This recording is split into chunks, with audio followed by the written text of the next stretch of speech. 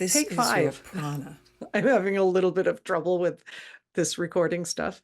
The next chapter we'll deal with today will be the third in the line of training videos, is the breath of life.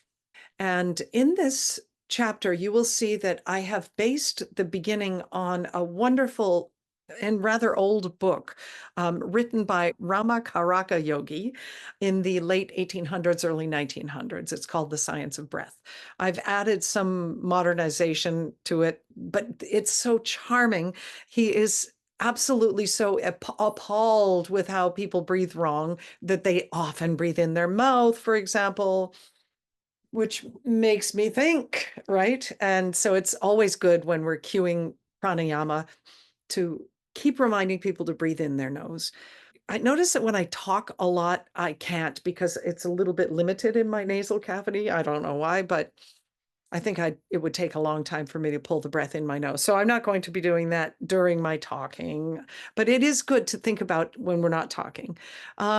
If we ask people to take a big, huge breath, then you will probably see most people, not singers, not trumpet players, not flute and oboe players, because they know how to breathe right. The biggest breath will look something like this. And you'll see some tension here, and you'll see the shoulders go up. Now, I'm going to keep the breath completely in and drop my shoulders, and you're going to see. So breathe in, drop shoulders. I can still keep my breath in. It has nothing to do with the shoulders. But when we do breathe in a big breath to the belly and the back, not much happens. Have a look. Big breath in. In the very end, you saw a little bit go up here. And that is the way we want to learn to breathe. And it's not always easy. A good way to learn it is Kapalabhati breath. And we will talk about that a little bit later. Let's kind of go over the breath of life, and I'll add a few things that were not in the, and go deeper than the manual anyway. One thing we will notice is homeostasis. That is the balance in the body or life or whatever. And I have to show you something funny. When I Googled homeostasis to kind of talk about this is what I came up with. I wanted to say homeostasis of and breath, but look what it came up with. Blood glucose, the body, blood pressure, a cell, body temperature, bone tissue, a dog, a lion, a shark. Homeostasis is an amazing thing. What we will notice, let me stop this share, is that the science of breath is miraculous. I mean, when you think of what's happening in the body when we breathe, you're going to see a perfect balance of the onloading and offloading that is almost like sucking in one will blow the other, or pouring in one will draw in the other. It's such a miraculous thing. We give it so little attention or credence or anything like that. This miraculous thing of homeostasis we see in these pictures, you'll see in your manual. These round things, they're microscopic, are alveoli. You see here, alveoli, I think is what we'd say if we pronounced it Latin. And the CO2 blood, the CO2 rich blood, which is the used blood, and you'll love how Ramakar, whatever his name is, talks about it, comes in, touches the alveoli, and we don't drown, right? The blood is touching the lung tissue, and yet the process is happening of oxidation and nobody's drowning. It's amazing. I mean, I don't know if you think it's so amazing, but I do. So in goes the CO2 into the alveoli, and out goes the O2 into the bloodstream. So the blood is just passing by, not worrying about anything. And that miraculous process of homeostasis takes place in the out of the bloodstream CO2 into the bloodstream O2. The blood starts, you'll see all of that about the blood and the exchange of oxygen and things. That is medical, materia medica. It's just, the science, a Western science. Now, if we get into the science of yoga, then we will begin to create the work of prana. We turn a beautiful breathing exercise, a helpful breathing exercise, into something that can help in many, many more ways in life. When the physical comes into contact with the thought to create new ideas, you're going to notice the sound that you make is actually helpful in the reaching of calmness,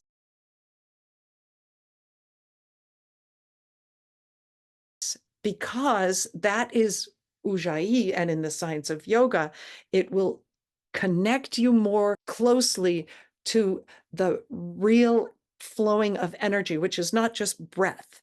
And knowing that, you're going to kind of become more aware and more receptive. Your entire body changes. You'll feel maybe pulsing into the eyeballs, into the tongue. So those are the moments where, as teachers, we bring the metaphysical yoga scientific elements to our students, and they benefit from them only because we've brought them. Whereas the Kapalabhati, this is that forced breath out. And when the breath is forced out with the lower abdomen, the chest jumps. When we do that, then we are actually cleansing our system, especially if you can be in the dregs of your lungs. We'll talk about all of that. But the moment you bring the metaphysical yoga scientific elements to your students, the good breathing exercise becomes a pranayama exercise. If you're just teaching a breathing exercise at the beginning of your class with a good technique, it's not pranayama. And, you can call it pranayama. It becomes pranayama when you point out the extenuating benefits of the thing. There's a little bit I wrote about the gas exchange is a microcosm of the life flow. And I just really believe that. Come up with your own connections here. Yoga balances are like nature and all of that. Now, then we come to prana. Prana is the flowing of energy. It is our life force. So the time that prana stops, life stops. Do you mean breathing? Maybe. Let's look at the Hebrew word ruach. The Hebrew ruach ends in the sound, which is the sound of ujjayi. So breathe in ujjayi, it'll be like, breathe out ujjayi, it is.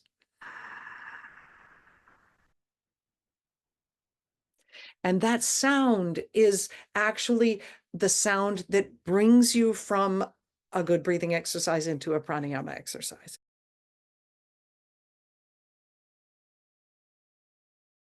So it's kind of late and I'm editing the video, and I made a big blooper right there. So I'm just making another video to put it in. It's of course not the sound of ujjayi that makes it a pranayama breathing exercise. It's the metaphysical connection being understood. Even a small amount, which brings the exercise from a purely physical plane into a maybe intellectual, metaphysical, spiritual plane, makes it a pranayama breathing exercise. The sound helps. It drops your cortisol levels. It helps you become more aware of what's happening in your body, less aware of what's going on outside, etc. So pranayama comes out of a breathing exercise when the metaphysical link is added. The Hebrew word ruach was the word referred to in the New Testament. If it were written in Hebrew, it would be Jesus breathed his last on the cross. He released his breath, his ruach. They could have used other words, but ruach is breath. In the Genesis 1, the beginning of the Hebrew Bible, or even anybody's Bible, the creation story, the breath, the Spirit of God was over the waters. The ruach was over the waters. This is your prana. Read all about that. Don't skip because you think I'm covering everything. I'm not covering everything.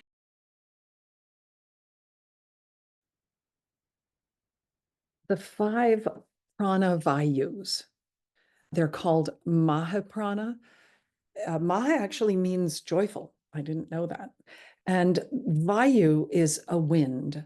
So we sense the movement of energy. We sense wind. Makes sense that the breath would be the vehicle that most closely explains this. But what Mahaprana is, or Prana Vayus are vital energy. Vital energy is always something a little bit more toward the metaphysical. Life force is another explanation.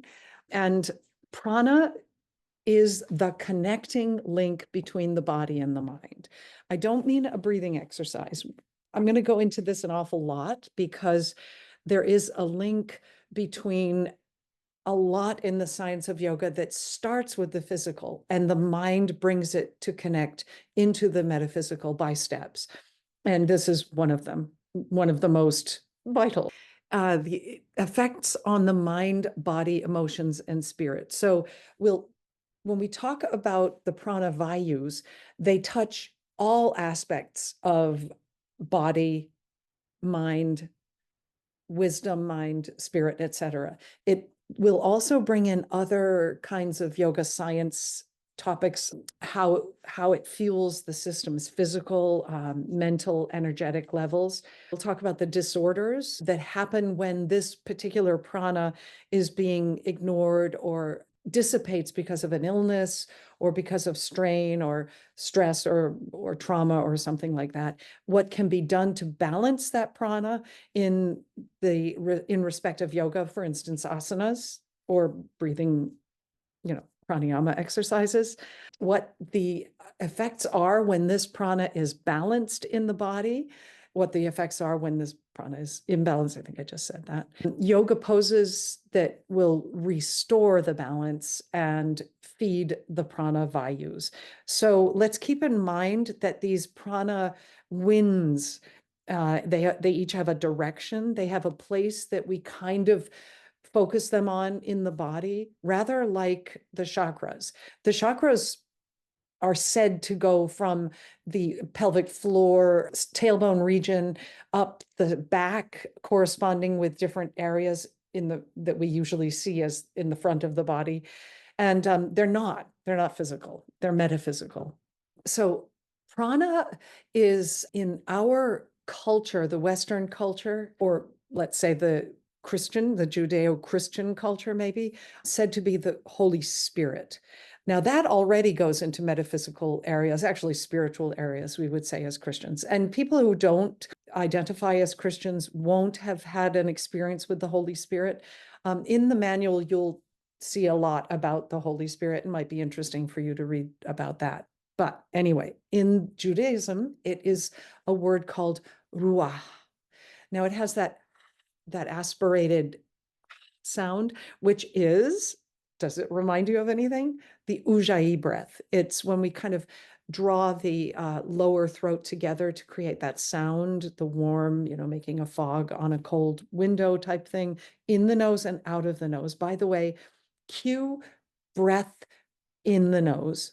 Sometimes we breathe out of the mouth on purpose, but generally breaths go in and out of the nose. We'll talk about that too. So this ruach is spirit, but it's also life. It's, when you give up your spirit, you give up your life. It's also breath. So ruach is breath or spirit. In Islam, it's called ruh kudus or something like that. It's very similar. The ruh.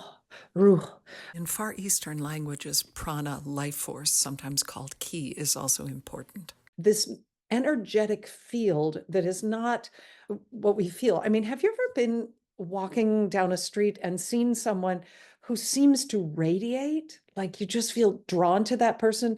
It's their energetic field. We might think it's their smile, or sometimes we just feel really freaked out about somebody, or we come into contact with someone who's struggling mightily, and we feel it even if they're not talking, and it's not just their face. So this is prana, the life force, the force field, right? Anyway, prana is always at work in our bodies or we die. So, of course, if we breathe our last, then we're going to die. But in a metaphysical sense, if prana stops, we die. Prana is the life force. In the science of yoga, we have methods to foster good habits of nourishment of these prana vayus. They're not just asanas, they're mental also, very often pranayama. A thought that disturbs you, a pain in your limb, or a challenging yoga pose can really be transformed and revitalized and even healed, revolutionized when the mind becomes involved in feeding the prana by channeling thought in the correct prana vayu's direction. So each prana vayu has a direction or a movement, and our thinking about it will affect different areas of our life, our mentality, and our physique. So revolutionary stuff. The Hatha Yoga Pradipika, you will have read about that in chapter 1. It's one of the biggest pieces of manuscript coming out of the history of yoga, states that breath is simply prana leaving the body. So even an in-breath and an out-breath is prana leaving the body. When it is not hooked up, connected mentally with its possibilities and its directions and all of that, it has no real effect on us except a good breathing exercise, which is always good, right? But if we can connect it and learn to cue it, we will help our people so much. And this is the difference between the 200 and the 500. We indeed go deeply into the science of yoga to find these connecting points and use them, right? The breath is a vehicle. The breath is the vehicle through which our thought, our mind, our meditation brings this enormous healing thing. Working on the breath and connecting the mind, the inspiration, and also the intuition to this, all work toward creating the prana and strengthening the prana. And if you can go all the way with this, it takes an awful lot of devotion. It takes an awful lot of commitment, kind of like a marriage, right? When we get that far, amazing things have happened. So yogis that absolutely key into their prana and can control the prana can go weeks without food or water and don't die. And the brain waves are drawn down so low you would think they're dead. They cool right off.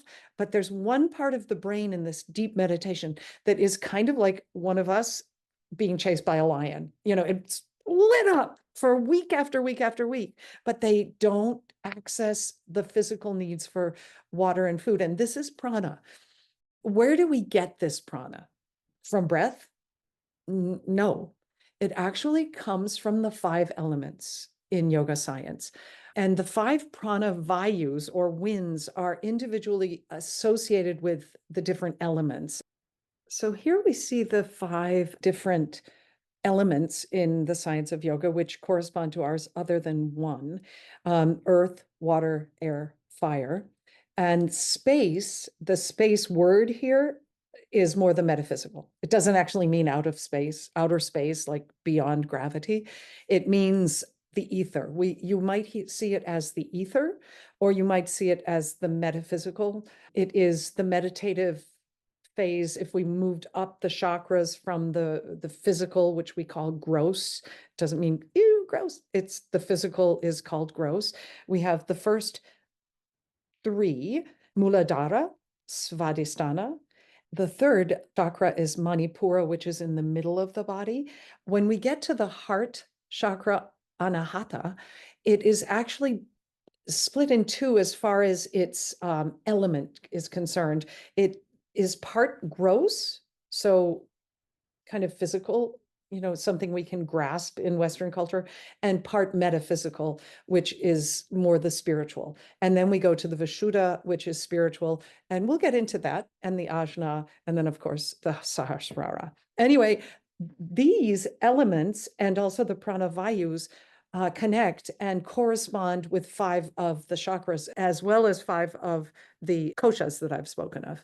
Prana is absolutely everywhere. What are they? Conduits. but not on the physical, gross body level, but on the subtle. That's the other word you'll bump into in the science of yoga a lot. Subtle, metaphysical, ether. These are subtle bodies, conduits, the conduits of this subtle wind of the prana vayus are called nadis. So there are about 72,000 of these nadis, the ida going to the left nostril and the pingala going to the right. The ida is the feminine, the yin, the cool, the calm. The yang is the pingala going to the right nostril and is the action and the heat. So you can kind of see here the chakras drawn in, and they have named some of the important nadis, but we won't get into that too much today. But anyway, let us continue on about the Prana Vayus. It's an ancient tantric yoga text, describes the subtle body and the 5 koshas or sheaths that make up the subtle human body. This is a drawing of those various koshas. You see the innermost one is not a kosha. That's your soul. That's the pure potentiality, the pure consciousness. When we have no ego, we have no fear, we have no stress, we have no outer impulses, but we are one with total peace or love, God. And by the way, I don't know if you know that Hinduism actually is monotheistic. When you go to the higher levels of Hinduism, you come to a place where God is. Those many gods are to help humanity understand the powers of divinity, but we'll get into that later. So here you see in red the Annamaya kosha, the physical body, Annamaya meaning food. Then you get to the purple one, which is pranamaya, that's the breath. And knowing these pranas and lighting them up or initiating them, or what's the word I'm looking for? Activating those various pranas, prana vayus, will bring us that kind of clarity and lead us into the next level where we can deal with manamaya, which is the chatter, the monkey mind, which leads us to the next one, which is the wisdom mind, coming and making sense of everything, which leads us to the anandamaya kosha, which is the bliss body. I think that I'm going to break away here. I might cut it out of the final video, but it seems to me that when we learn this stuff, we feel like we now are masters of the science of yoga. But, you know, I think it takes an awful lot more sacrifice. Like when you marry, you sacrifice an awful lot of your ease to put the other partner's needs and desires and things before your own, right? And hopefully the other one does the same. And sometimes we come into conflict because we are doing it, but the other one isn't. This is a normal thing of life. One in a couple will always be the more flexible and the more giving. The thing about the science of yoga will be that it becomes okay to be that one, and it won't irk us. We'll realize that it's because we've exercised certain muscles, metaphysically speaking, to be able to do that, and it becomes our greatest joy. We wouldn't want it any other way. Okay, I hope I might cut that out later. Anyway, past the kosha, back to the different prana vayus. The first one is the prana vayu. So this is a little complicated because it's actually the prana vayu, and we sometimes call it the prana, and sometimes it's called the mahaprana. So if we can just call it the prana vayu, it's the first one we encounter, and it might be considered in the science of yoga as the most important because it is connected with the in-breath. Inhalation that will come in through the nose, its direction is upward. But if you take a nice big breath in, you're going to feel an expansion. Its direction is not just upward, but is outward. And motion of the prana is often connected with the Muladhara, that's the lowest chakra, and its corresponding Prana Vayu, which is called the Apana Prana. So the most physical, or the most earth, or I don't want to say the grossest, because we in our culture we think, ew, gross. No, it's not. It is connected with elimination. But here's the thing, and I'll get to it later after I explain about prana. When the prana, the first prana vayu, comes in and expands and reaches down through the second, which is samana, I'll get to that, that kind of churns and reaches to the apana prana, then you have a closed circuit in which the in breath feeding the entire body, soul, and mind, processing clarity of mind, takes experiences that we might have had, learning experiences or even traumatic experiences. And the thing about the science of yoga, it gives us a method by which we keep the lesson. That would be the in-breath, the prana vayu, and we get rid of what doesn't serve us, the dross, the pain, the fear, the rest. It's possible.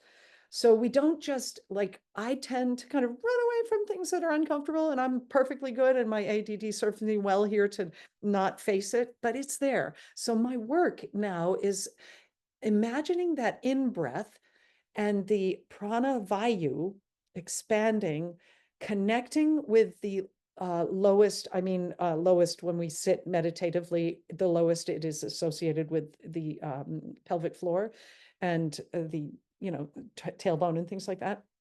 It is associated in the physical realm with elimination, urine, feces, um, all blood, actually, things like that, the elimination of impurities and things like that. When we connect that, we can drop off also the stuff we don't want in that lesson that came, and we can keep the lesson. I've tried this out, and I encourage you to try it out. Do you have things in your life where you go, my God, I can't believe I did that? You're really embarrassed. It's not a big deal, right? But it's often associated with when your ego took a hit. You failed something, you made an ass of yourself or whatever. And I tried it out. When these come up, I sometimes find myself going, like, why did I do that? And stamping my foot and stuff. And when it came, I did the prana, and I let the rest go and say, I learned. It's, I'm happy that I got rid of that part of the ego. It works. If we can we have to take time. It's not enough to kind of just hear it, but we have to read it and process it and find our own words for it. When you teach this stuff, it becomes the clearest. So I really encourage you all to do a teacher training. Get your 500-hour now and put in the hours and create a teacher training. It really, really helps. I will not explain it as well as you will explain it when you prepare that teacher training. Anyway, back to the prana. It comes from the five senses. So this is a picture we have that I think does brilliantly explain these senses that feed the prana vayu. An ancient yogi, I talked about senses as being five wild, fabulous runaway horses. And in this picture, you see the nose, the eyes, the tongue, the ears, and the skin. So touch, smell, hearing, taste, all of that. And the soul is driving, and the bridle that is right here, connecting each horse, is your prana. So the location seen as the chest, the neck to the diaphragm, covers the respiratory and cardiovascular physiological part of us. Rising to the metaphysical, it is our energy level. Physically, again, maintains heart, lung, breathing, swallowing, blood circulation. Metaphysically, or maybe psychologically, emotional absorbing of information, and the control of the mind. That's what I talked about with the separation of good and bad. And that's why connecting to the apana vayu in mind is helpful in overcoming trauma and things like that. The function of this Prana Vayu is to obtain and retain energy. We obtain from external sources and to bring it into the system and retain it there. When this Prana Vayu is disturbed, we get sick, we get the flu or whatever, it sort of dissipates and leaves the body. And our work can really bring health to us in seeing it all come back. The flow is considered upward, but you might also consider it as expanding, even downward toward the apana, but you won't find that in the science of yoga. I feel that. The upward motion I feel, the expanding motion I feel, but I also find that it's connecting to the apana, which is reaching up, going through the middle one for processing is also a direction you can think of in your meditation. A clear vayu will mean you've got strong lungs, a strong heart, you're emotionally strong, you're clear, ability to deal with stress, ability to multitask, ability to sift the lessons and the experiences, etc. The ailments or blocked pranavayu are like colds and asthma, lung problems, consumption, heart problems, absent-mindedness, confusion, things like that. So what helps to increase this prana and prana vayu, it's not just focusing on the air, but consciously drawing the motion of this prana into the picture. It's the metaphysical co-worker of breath. In ancient times, there's a manuscript called the Tirumuri Tirumantiram, verse 564. And I'm going to send my kind of notes on this all to you, so you'll be able to go to this PDF version of it. It's kind of wicked interesting. It's rather like a poem. What it says is that the work of prana is to master the steed of breath. Isn't that amazing? And steed being a horse, right?